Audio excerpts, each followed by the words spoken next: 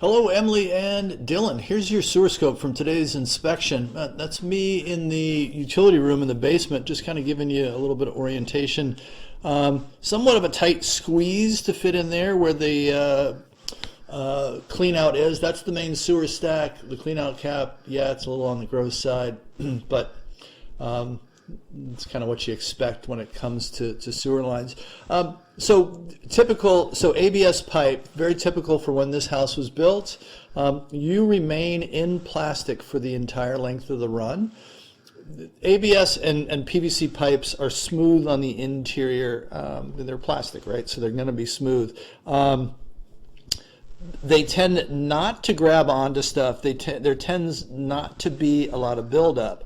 That said, if in the life of the house the pipe has never been cleaned, it's going to look like this, would be my guess. So you've got a fair amount of buildup going on in the pipe to the point where you can almost see a channel there on the bottom.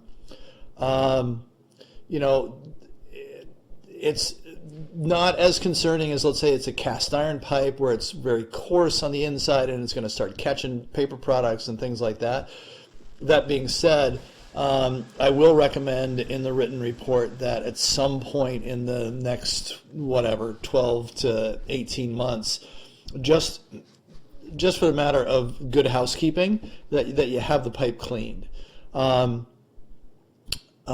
typically, so if it's a situation where you've got roots or if you have something that you need to get cut out of cast iron or clay, I'm going to recommend having cutter heads.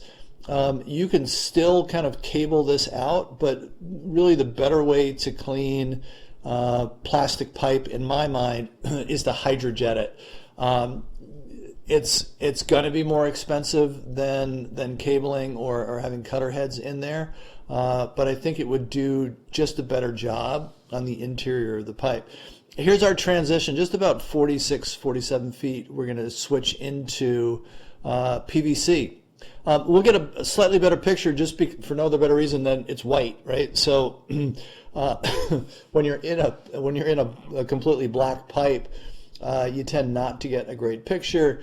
Compound that, the ABS section was very dirty. The PVC not holding as much stuff. Some of it could also just be that we're further on down the line and it's not connecting or collecting as we go.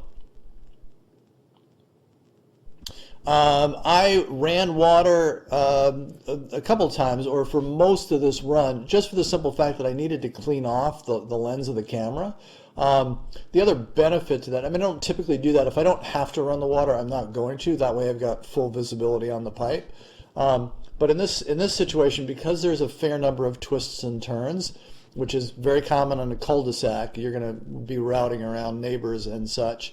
I did run the water. It helps me to move the camera through the line. But two, it gives me an idea of functional drainage, functional flow in the pipe. And it looked really, really pretty darn good. We're not holding water. You'll see here a little bit towards the end of the run, there's a little bit of paper product in there that caused a little bit of a backup, but that's nothing to be terribly concerned about. This will just wash away, and again, it's buildup and sediment in there as well. So 125 feet is the extent of the cable that I have on this machine. My other camera that has a longer cable is out for repairs. So this is where we've gotten to. Everything looks good. Knowing that there's a city manhole cover right at the end of your driveway, I would imagine that within another 10 to 15 feet you're going to find the city. And also, we did start kind of the final downturn, or the downturn. Once we get back up to the top of the hill, I'll see if I can point it out to you as I'm pulling back. There's a wee bit of a turn, and then there's a drop, and that's probably the beginning of the initial descent into the city main.